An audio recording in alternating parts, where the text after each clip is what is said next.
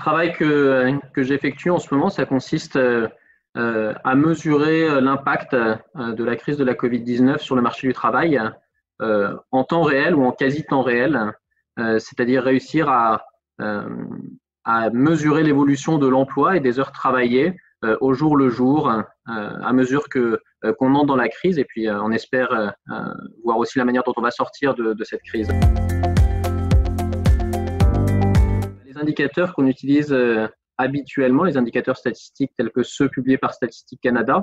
ils n'offrent on va dire qu'une photographie à la date T de l'état de santé du marché du travail,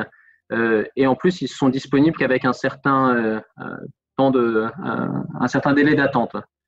Donc concrètement, pour le Canada, notre appréciation de la santé du marché du travail, elle est fondée sur, d'une part, l'enquête sur la population active, et d'autre part, l'enquête sur l'emploi, la rémunération et les heures de travail. L'enquête sur la population active, sa dernière diffusion, par exemple, c'est le 9 avril, et elle nous renseignait sur ce qui s'est passé entre le 15 et le 21 mars. Prochaine diffusion, le 8 mai, on saura ce qui s'est passé entre le 12 et le 18 avril. L'enquête sur l'emploi, rémunération et les heures de travail, c'est encore pire. Elle nous donne de l'information sur le mois de février, et puis la prochaine diffusion qui aura lieu le 28 mai nous donnera de l'information sur le mois de mars. Okay, donc on est très en retard avec ces indicateurs pour mesurer vraiment l'impact de la crise de la Covid-19. Ce qu'on est en train de faire actuellement, c'est utiliser des données qui sont issues d'une application de pointage, une application en ligne de pointage, c'est-à-dire les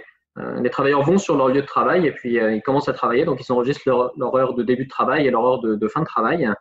Et nous, on récupère ces données, donc qui sont des données assez massives, qui nous permettent vraiment de mesurer à un niveau très fin l'activité qui est effectuée sur le lieu de travail.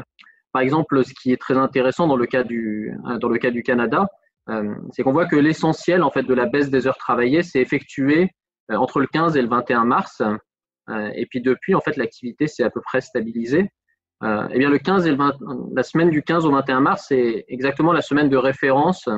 de l'enquête sur la population active. Donc, l'enquête sur la population active, ce qu'on sait actuellement, en fait,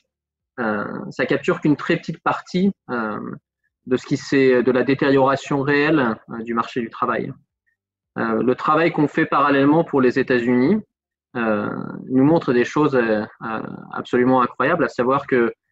des estimés pour le marché du travail américain étaient de l'ordre de 700 000 pertes d'emplois pour le secteur de l'hôtellerie, de la restauration au mois de mars.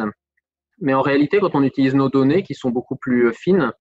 on estime qu'à ce moment-là, il y avait déjà eu plus de 2 millions de pertes d'emplois. Et à la fin du mois de mars, on est déjà à 12 millions de pertes d'emplois dans un secteur qui compte environ 17 millions d'emplois.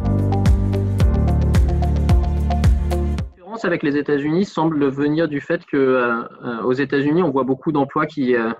ont été supprimés. Au Canada, pour le moment, ce qu'on semble détecter dans les données, c'est des réductions, voire des interruptions temporaires de travail, mais on a l'impression que les firmes restent quand même actives, c'est-à-dire après 2-3 semaines d'inactivité, en fait, on voit des firmes qui reviennent en activité.